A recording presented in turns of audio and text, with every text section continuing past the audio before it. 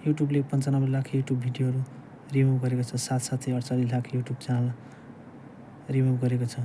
अहिले पनि युट्युबले लाखौँको सङ्ख्यामा भिडियोहरू रिमुभ गरिरहेको छ। इभन हजुरहरू अचम्म पर्न सक्नुहुन्छ, इन्डियाका टप युट्युब क्रिएटरहरूको भिडियो रिमुभ गरेको छ। कतिपय क्रिएटरहरूले आफ्नो च्यानलको भिडियो आफै रिमुभ गरिरहेका छन्। कतिपय क्रिएटरहरूको 5-6 मिलियन सब्सक्राइबर छ, तर भिडियो भने लिमिटेड मात्र छ। यो खालको प्रब्लम देखा परेको छ। युट्युब क्रिएटरलाई अहिले र त्यहाँ धेरैजसो क्रिएटरहरूले स्पोन्सरसिप भिडियो बनाउँथे, अर्निङ रिलेटेड भिडियो बनाउँथे र त्यसले गर्दा भिडियोहरू रिमुभ भइरहेको छ। यो प्रक्रिया नेपालमा पनि आउन सक्छ र यो आउनुभन्दा पहिले आफ्नो च्यानल सेफ्टी गर्न आवश्यक छ। यस्तो समस्यामा कसरी बचाउने भन्ने त म हजुरहरूलाई भन्ने नै छु। योभन्दा पहिले हजुरहरूलाई केही च्यानलहरू सो गर्ने चाहन्छु। सञ्जीव कुमार यो च्यानलको सब्सक्राइबरको कुरा गर्नुहुन्छ भने सञ्जीव कुमार यो च्यानलको सब्सक्राइबरको कुरा गर्नुहुन्छ भने 6.82 मिलियन छ। अहिले यसमा 3वटा मात्र सर्ट भिडियोहरू छन्। त्यस्तै अर्को च्यानल स्प्रेडिङ ज्ञान भन्ने हजुरहरूलाई त थाहै छ होला।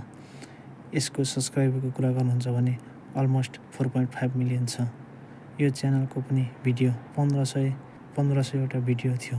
अहिले हेर्नुहुन्छ भने 350 देखि 400 समथिङ भिडियो छ। यसरी भिडियोहरू रिमुभ भइरहेको छ।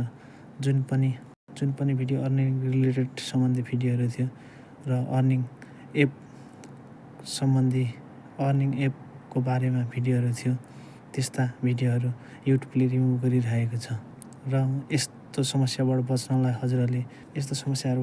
हजुरले थम्बनेल टाइटलमा लेख्दाखेरि इङ्ग्लिसबाट नलेख्नुहोला, किनकि हजुरहरूले इङ्ग्लिसबाट लेख्दाखेरि युट्युबको एआईले क्याच गर्छ र हजुरहरूले पनि लेख्नुभएको छ भने टाइममा नै सच्याउनुहोला।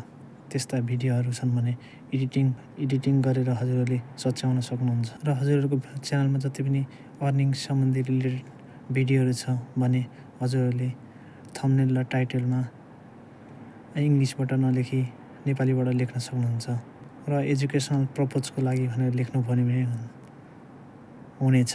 यस्तो भिडियोमा टाइटल थम्बनेल राख्दा प्राय हजुरहरूले नेपालीबाट राख्नु भने अति राम्रो हुनेछ।